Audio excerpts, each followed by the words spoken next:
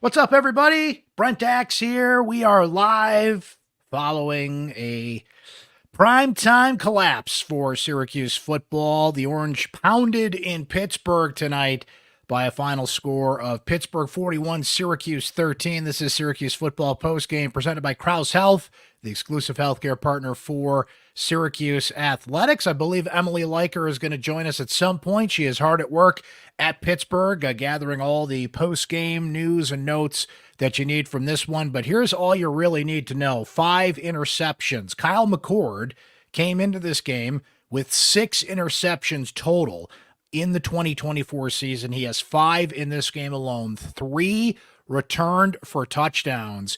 That's the first time that a team had 3 pick sixes in the first half of a game since 2005. The NCAA record is actually 4, set by McNeese State back in 2017. So the good news is that Syracuse didn't have 4 interceptions returned for a touchdown, but 5 picks for Kyle McCord. That really tells the story of this one, and Syracuse loses 41-13. And this was a game where it was all set up for Syracuse.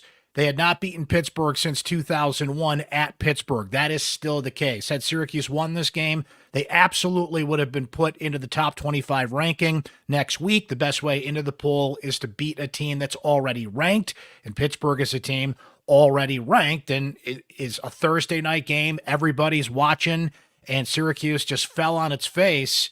Frankly, they've done this a lot in recent years. In the past 4 seasons, when Syracuse has played on Big Boy ESPN or a broadcast network, an ABC, an NBC, an over-the-air network, if you will, the channels that have the biggest audiences, let's put it that way. Syracuse has put up a record of 2-11. They had the loss to Stanford on ESPN earlier this year out of a bye week, which has been kind of a bad theme for Syracuse football in recent years, and that trend is continuing under Fran Brown. And these primetime games, Syracuse often is not just losing, they're losing big. And this was another addition to that list. So it would have been the 3rd ranked win for the Orange since 1998 in a single season. And look, winning 3 in a row on the road is not only hard, it is rare. Syracuse had not done it since 1996, and that trend will continue. So McCord's 5 touchdowns tell the tale. 5 picks, 3 returned for touchdowns tell the tale of this game. But let's just say I came up to you tonight at about 7 o'clock and I said, I have come from the future and here's what I have seen, right? First downs, Syracuse 23, Pittsburgh 13. Total yards, Syracuse 327, Pittsburgh 217. Passing yards, Syracuse 321, Pittsburgh 144. Time of possession, Syracuse 41 minutes, 12 seconds. Stop right there. Syracuse is the ball for 41 freaking minutes in this game. Like you're just going to stop me right there, Brent. Stop right there. They won this game. Pitt had the ball for 18 minutes and 48 seconds. So you're saying to yourself, not only did they win, how much did they blow out Pittsburgh in that matchup? One of our Syracuse Sports Insiders, shout out to Paul Leo, sent me that text. And he is dead right about that because you look at those numbers and 9 out of 10 times, what you're going to say to yourself is that Syracuse won the football game. But 5 turnovers tends to make that a moot point here as, man, Kyle McCord, who did have a 7th straight 300-yard game for the record, if you want to look at it that way, McCord has been anything but this all year. But what we saw was you had to know when Pat Narduzzi was effusive in his praise of Kyle McCord, and McCord deserved that praise coming into this game, don't get me wrong, but you kind of had to know, to steal an old phrase from Nick Saban, that it was rat poison, that Pat Narduzzi was being that complimentary of Kyle McCord. But Pat Narduzzi is now 10-1 after a bye week.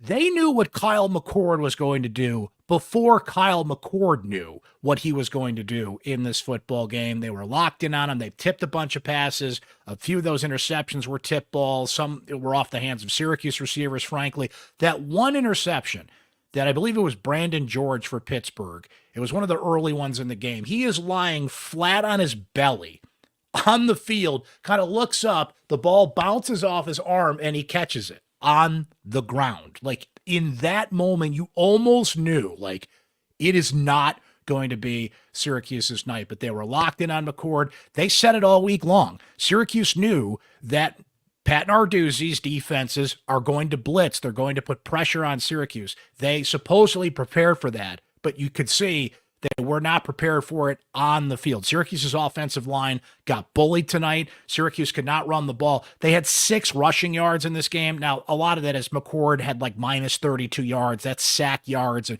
take that out of the equation, okay? Syracuse only managed, between LaQuinn Allen, Yassine Willis, and a short run from Dan Villari for a touchdown, 28 yards rushing tonight. This team has failed to establish the run when it has needed to. The offensive line is getting pushed around. Darius Weatherspoon had a terrible night in pass protection. There were a couple procedure penalties again, which you got to account for a couple of those per game. But this offensive line got overwhelmed tonight. So you've got to start to ask yourself, look, when Fran Brown came on board, there's certain things you just have to accept with a first-year head coach. There's a learning curve you have to accept, even in an accelerated world of college football today, right? But Syracuse has looked sluggish, slow, and anything but what you should out of a bye week twice this year. I mean, the Stanford game was early in the year. You almost write that off.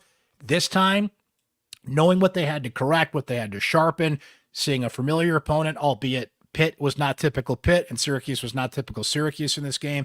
But Pitt, it was like they had artificial intelligence on that defense. They knew the play before Kyle McCord got the call in his helmet from Jeff Nixon. That's how locked in Pitt's defense was tonight. And it was another primetime failure for Syracuse football. It's interesting. On the injury front, Fran Brown played a little coy through the week here and actually put on a coaching masterclass in terms of throwing people off the scent of players with injuries. So Syracuse came in tonight, and about an hour before kickoff, it was reported that Trevor Pena and Marlowe Axe would play.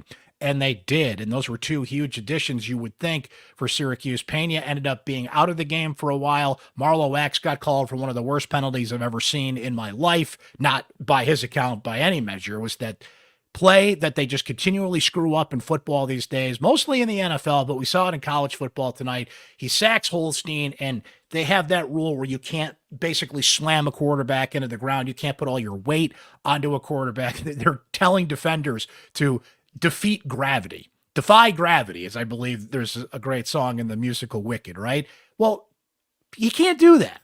And why they continue to call that penalty is beyond me. But look, it was good to see Marlowe Axe back on the field.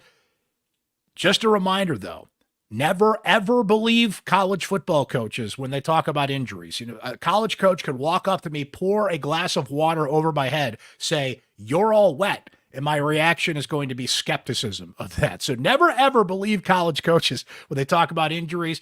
But when you go back and you look at what Fran Brown technically said, he said probably next week for Marlowe Axe. He never ruled out Trevor Pena, although he was talking about leg injuries and his equilibrium was off and he wasn't practicing well. And, you know, they threw him off the scent for a bit. That was coming into the game. Coming out of this game, significantly, Oronde Gadsden, it appears he's in concussion protocol. Fran was not 100% sure after the game, but he said it appears to be that way. So you have OG, who of course missed most of last season with that Liz Frank injury, comes back, and now he appears to be in concussion protocol. Not good going down the stretch of the season where Syracuse, as we know, has had their struggles. They are 20-46 now in the second half of the season since entering the ACC. Yassine Willis, late in the game, with a sprained ankle. Syracuse is already thin at running back with Will Nixon out for the year with the same injury, Liz Frank, that OG suffered last year. And Kyle McCord in the game until very late. I do not agree with that at all. If you're just trying to get him his 300 yards or whatever, I cannot believe that Kyle McCord is out there slinging it in this game when Syracuse is down as big as they were. You cannot, as bad as he was tonight, we know that this has been the anomaly so far. You cannot risk an injury like that to your starting quarterback. I can't believe that Fran Brown did that, and just goes to show you there are still things, not that he's learning, but where his ego gets in the way of his brain a little bit. You can't have McCord in late in that game. You got to put your backup in. And no one likes to admit that they're throwing up the white flag and surrendering here, but it's 38-6 late in the fourth quarter, and you still got your starting quarterback in there. Like, you can't do that just to get him 300 yards. He got the 7 straight games for 300 yards. Hooray, right? So no matter what, it seemed to go wrong for Syracuse tonight. And to me, it's not only the game, it's the opportunity for Syracuse to claim some things that they've been just short on here. So you go through recent years, right? I want to go through some of these games. When Syracuse has been on Big Boy ESPN or ABC or NBC. Now, Syracuse has had plenty of games on ESPN too, certainly plenty of games on the ACC network, and no offense to those great channels. I was on the ACC network tonight on ACC PM with my guy Mark Packer. I love going on the ACC network. I think for the most part, the ACC network does an excellent job. They're just not in as many television homes as an ESPN is, as a broadcast network is. When you're on ESPN, ABC, NBC, or CBS, that's big boy time. You're playing a ranked team. You're in a big time game. You're in a brand name matchup. Somebody selected you, right? Somebody said, we want this game. We want that team. Sometimes it's just the opponent. You happen to be playing like a Florida State or somebody who's not this year, of course, but a Clemson or a name brand program that's doing well. Sometimes you just fall into that, right? But sometimes it's because, no, they're 6-0. They're 5-1. We want to select this game. Now, this was a Thursday night game. This was scheduled ahead of time. ESPN felt like this could be a great game to put in prime time. And in theory, that was right until the game started and Syracuse, threw up all over itself with 5 turnovers in this game. But when you look at the last few seasons, Syracuse is now 2-11 in those games. You had the Stanford loss earlier this year. You go back to last year, they beat Purdue on NBC, which give them credit for that. 35-20 was the final score of that game. But in recent years, they've lost to Clemson 31-14, lost to UNC 40-7, lost to FSU 41-3, lost to Virginia Tech on ESPN Thursday Night Football 38-10. The bowl game, of course, the Boca Raton Bowl 45-0. Go back to 2022, they beat Virginia by 2. They lost to Clemson by a touchdown, lost to Notre Dame big on ABC, and lost to Minnesota in the Pinstripe Bowl by 8. And the year before that, they lose by 3 to Clemson on ESPN. So there were some close games in there.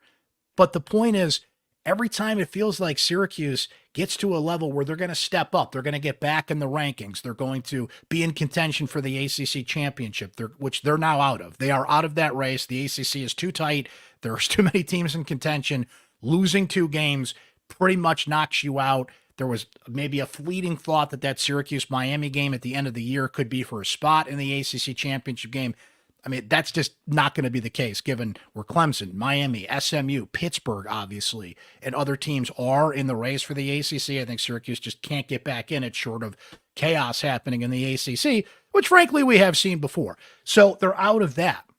And it's not just, you guys actually kind of, some text that I got from our Syracuse Sports Insider, some comments that I got, there is a perception and a feeling when Syracuse gets to that level that they always falter.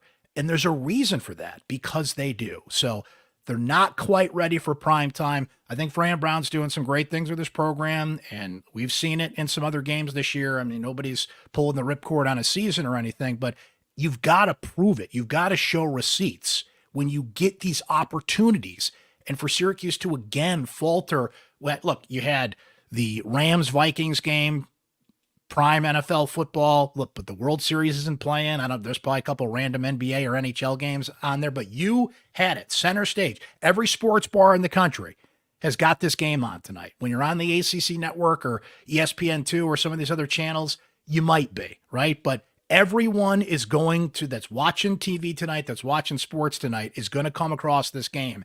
And yet again, Syracuse is not only losing, you can lose close games. That can happen. Stanford earlier this year, but they're down big in that case. So another opportunity for the Orange where they falter, and really the only other game they have left this year where they have a chance to kind of buck that perception would be Miami. Virginia Tech is no longer in the race for the ACC. They go to Cal. That's not going to be a major primetime game. UConn's certainly not going to fit that bill. Miami, they'll probably want Miami at the end of the year. So you'll have an opportunity in that case if you're Syracuse. The bye week thing, too, is something that, look, it's only Fran Brown's second bye week. And I think he said after the game, I don't have the exact quotes, but I think he said after the game that he doesn't feel like that's a factor. How could it not be? It's definitely a factor. There's something about this team coming out of a bye week where they're just a step slow. And I know some of that is the hangover from the Dino Babers era, but the games they've looked the worst this year are out of the bye weeks, whereas Pat Narduzzi's team could not look sharper. Now, maybe the home teams got an edge in those bye weeks, but Syracuse had a home game out of a bye week in Stanford. So I think that kind of cancels it out if you're feeling like, well, they're on the road and some other things. And Pitt just owns this team.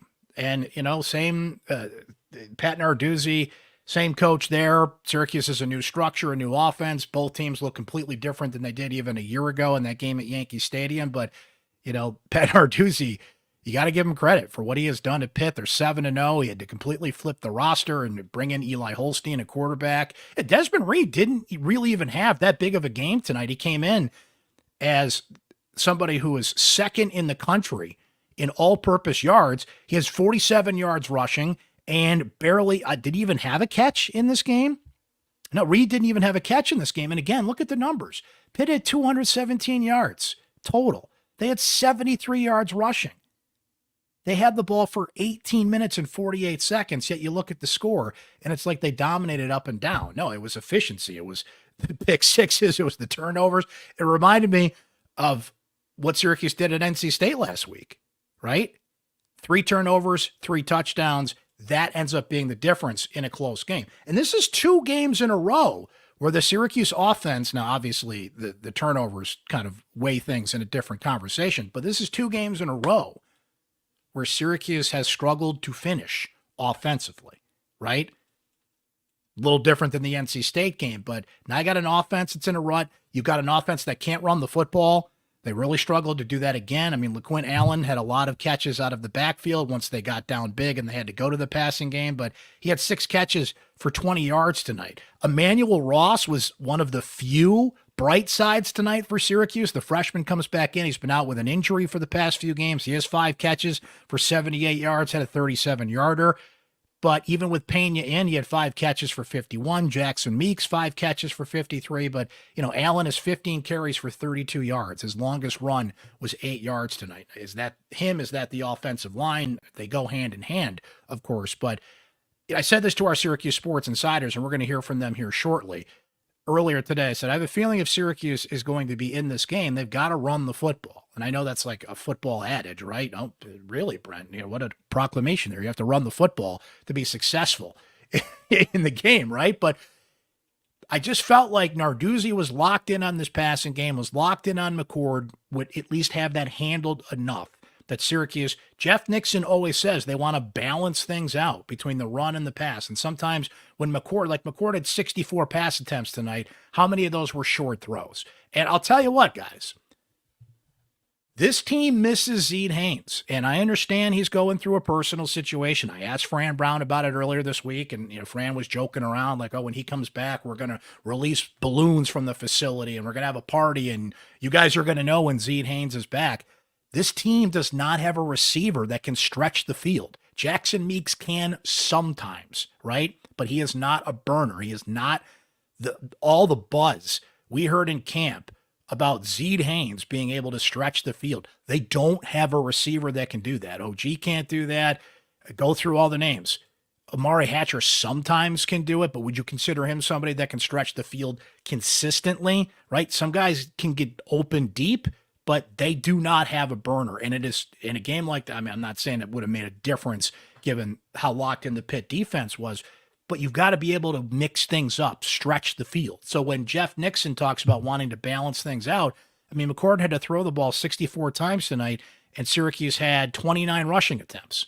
That's not balance. You're not going to have balance when you're down big and have to throw the ball to get into it. I understand that, but Syracuse can't run the football. I mean, this is an issue for this team. LaQuint Allen has had his moments this year, UNLV game, other moments. Don't get me wrong. Willis's touchdown against UNLV. There have been pockets of time when Syracuse can run the ball, but can they run the ball consistently? The answer to that is obviously no at this point. So a lot of things from this game. I mentioned the injuries that we'll have to follow up on here, and that's been a concern in recent years with the depth. Syracuse looks like they've built up more depth for the second half of the team, but now Pena's not 100%. OG is out with a concussion. Marlo Wax is just easing back in after being out since the first game of the season. Willis has an ankle situation. The guys we know that are out, Haynes is not with the team. Nixon is out for the year. Kevin Jobity and Deion Wilson out for the year on the defensive line. Going to have injuries in football. We all understand that. But how will that depth hold up in the second half of the season is going to be a question we'll be keeping a close eye on, and has been a question, for years surrounding Syracuse football. Well, let's see what our Syracuse Sports Insiders had to say about this one. Always love hearing from you guys. It was certainly active during this game tonight. Being a Syracuse Sports Insider means you can text me directly, and I can text you directly. I send group texts that go out to all of our subscribers, but you can text me individually your thoughts, your opinions, your questions during games, before and after games. You can text me anytime with your thoughts on Syracuse sports. You know something I did not hear until tonight? Is it basketball season yet? Nobody was thinking about basketball. Nobody cared about basketball until tonight, right? First exhibition game, Saturday, Syracuse Clarion at the Dome. And very curious how 7 new faces fit in to that basketball team. I'll be there Saturday. I'll be texting you guys from the game, and basketball, ready or not, here it comes to mix in with football. Women's Basketball Media Day is technically today. It is Friday as we speak here. So I'll be at that, be texting you some stuff from that. Being a Syracuse Sports Insider means you get breaking news that I have first, thoughts, opinions, insight, and so many other benefits of being a Syracuse Sports Insider. It's just $3.99 a month. You can try it free for 2 weeks. You can either text ORANGE to 315-847-3895, or if you're watching on YouTube, hit that link, joinsubtext.com/Syracuse Sports. Very easy to sign up, and we would love for you to join our growing community of the most passionate Syracuse sports fans out there. And let's see what our Syracuse Sports Insiders had to say about this one. John R., he's out. Such a letdown. I won't even be watching the rest of the season. I mean, why? To watch Syracuse go 6-6 again? No thanks. Seth O., on the different front, though, he says, I'm not as discouraged as the score would indicate. I thought the defense played well, a couple of fluky turnovers, but some concern over the receiver's ability to separate. I guess the defense played pretty well. We mentioned the numbers that they held them to, but in a game like this, when Pitt's barely out there, I think you got to factor that in, but yeah, for the most part, I guess they did. Antonio says Syracuse outcoached, outworked, outprepared, and 5 interceptions means a one-dimensional team, and any good team knows that. 0 running game, as we were just talking about a moment ago. Brian C. says debacle. That's the word that comes to mind. Outcoached in this one. It feels like no answer for Pitt's defense, no adjustments that I could see. Maybe there was just nothing they could do. From Jeff A., one of our more passionate Syracuse Sports Insiders, one of our first insiders to sign up, says, Brent, I don't believe it's possible a single program can, across multiple coaches now, be so universally cursed out of bye weeks. What gives? What can possibly be the reason that this keeps happening? It's coaching. Coaching, if you're that lackluster out of a bye week consistently, and we've only seen 2 under Fran Brown, but we saw it under Dino, that is coaching.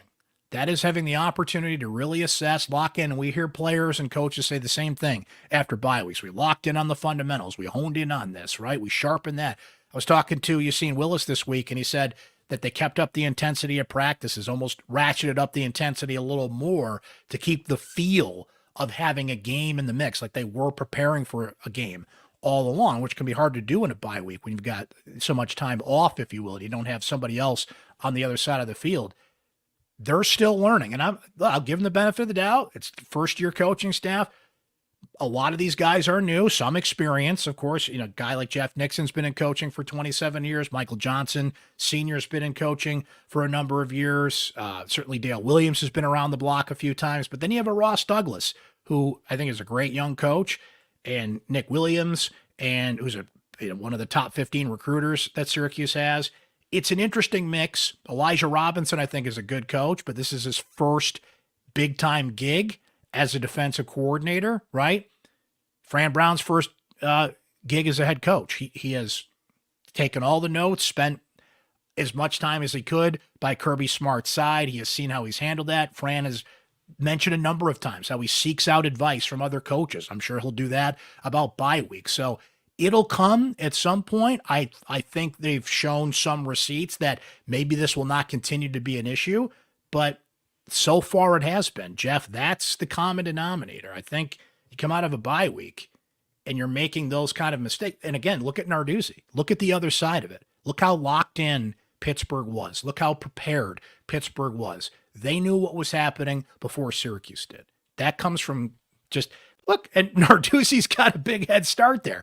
Guy's been around for a long time. He's an experienced coach. And I mean, some coaches are great. Andy Reid is awesome out of bye weeks. He's probably the best coach in the history of football out of bye weeks, right? Narduzzi is now 10-1. That's coaching. That tells you what that is. From Nate, who says, midseason Orange are back. This takes the wind out of the sails for the whole season. Little nothing to play for. I know that sounds drastic. Now, what it takes away is the opportunity, I think, to play in the ACC championship game. I don't think they can make up ground on that. And look, that's just a credit to how good and tight the league is at the top. The players have been saying that. There's been some footage of players. Justin Barron has said this and others. Fran Brown has sent that message that you are contenders. If you want to be contenders going from October into November, this is what you have to do in order to claim that title. And this has been a big issue for Syracuse that has seen a number of second half falters in recent years. They still got across the finish line and made a bowl game in the past 2 seasons, and there's good and bad of that. But depth has been an issue. Finishing strong has been an issue.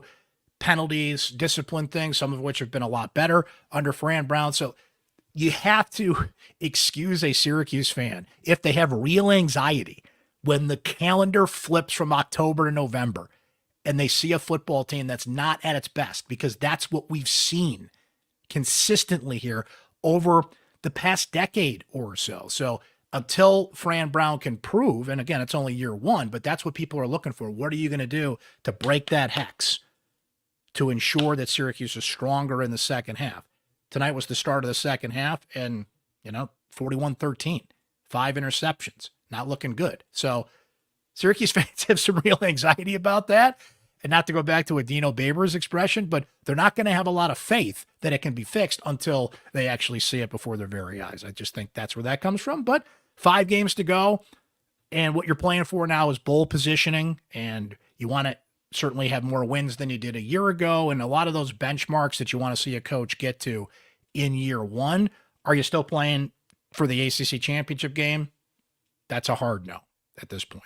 From Samir, who says, can we please cancel the bye week and national TV games that ensue that? It looks like the team seems to always beat us twice. From James A., without having a deep threat and no push from the offensive line, the offense is going to struggle. Thankfully, no one else will have 10 days to prepare for this team. And a couple more, including from Robbie T., who says, 3 top 15 recruiters on our coaching staff. Last year was proof as to just how willing Fran is to use the portal as well. If those coaches can develop players as well as they appear, and he goes on to say this, to recruit them, our future remains bright. So Rob looks at the big picture. He sees the recruits they brought in. You had Ross out there. Willis played. Marcellus Barnes was back out there. He had an interception taken away from that bogus Marlowe Wax penalty that we brought up earlier. There are a mix of recruits that were recruited by Fran Brown and transfers getting on the field. That is encouraging. But you have to think about this constantly. As bad as McCord was tonight,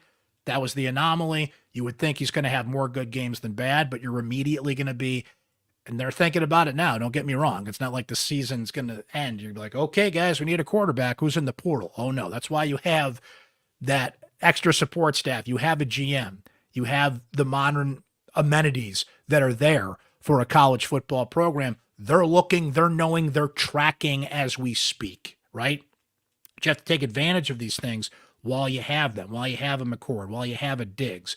So it creates an interesting conversation about the year in, year out expectations, because you're not building and carrying things over to that next year as you traditionally are. It resets every year. That's what you bought into with the portal, with NIL, and with the structure of college football today. This game was a prime example of that. Think of what Syracuse-Pittsburgh was a year ago, and injuries were a part of that, certainly. But think of the kind of team Pittsburgh had a year ago. They were a train wreck. Syracuse under Dan Villari and LaQuinn Allen running a jerry-rigged offense beat that team at Yankee Stadium last year 28-13. They get Eli Holstein, they get Reed, they change things around, they go in the portal. They had a lot of players taken from them in the portal. Deion Sanders took a few players from Pitt. They reset, they go out there, boom. The problem is so much has to come together in a quick period of time, and then when the end of the season comes, you're like, who's still here, who's going there, and who's going to be back next year. But where Rob makes a good point is you still have to recruit. You still need that basis. You still have the traditional players that will be here 3-4 years, develop as football players, and eventually when they get older could be better. And then you got to bring in as many of the fast track players that are already showing something. The Jackson Meeks, the Fadil Diggs. I mean, McCord's almost an extreme example of what you can get in the portal, but that constant circulation and rotation, that's important. It's all important. But as Robbie notes there, you still got to recruit. The Dahmer's going to close it out for our Syracuse Sports Insiders tonight. He says Fran is going to have to hit the portal hard for run blockers. Unfortunately, this team is one-dimensional, and Pittsburgh exposed them. It makes me nervous for the rest of the season. And the rest of his comment got cut off there, but it said a blueprint has been printed. Now, can Virginia Tech do what Pittsburgh did on defense? Can Cal do what? I mean, Cal has lost so many close games. I mean, they're going to win one of these at some point. If you're a Syracuse fan, you hope it's not when they make that West Coast trip. Not an easy trip to play a team that plays everybody close. You've got UConn and Miami. Those are your 5 games left. So of those teams left on the Syracuse schedule, who can do what Pitt did on defense? Well, there is a blueprint there. Syracuse knew all week that pressure was coming, that they had to counter that pressure. And coming into this game, McCord was one of the best quarterbacks rated in the country, according to PFF. I think he had like a 91 grade against pressure.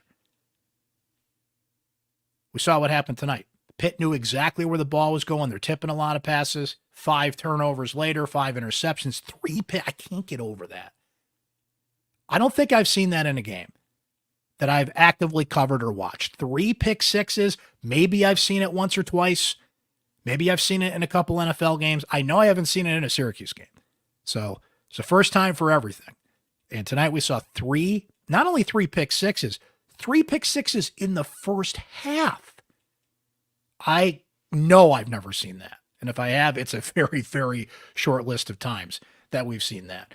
So do you share that concern that the Dahmer said in his last comment there, that the blueprint has been printed, that maybe some of the things they got away with coming into this game, they won't going down the stretch? Good news is Syracuse is coming home. Now, I'll be curious to see what the fan reaction will be, what the crowd will be like at the Dome. Had they beaten Pittsburgh tonight and gotten to the poll, that game sells out tomorrow. That's just the fair weather fans would come back. The buzz, the buildup would be there. For the second straight year, Syracuse did not have a home game in October, and you're taking that risk of, okay, you go away for a month. What are you building on the road? Well, they beat UNLV. That game in Vegas was like a mini bowl game, right? And you felt that the momentum, NC State, not the prettiest game in the world, but they got the win. Winning 3 times straight on the road is tough for anybody, but that's the hand you were dealt.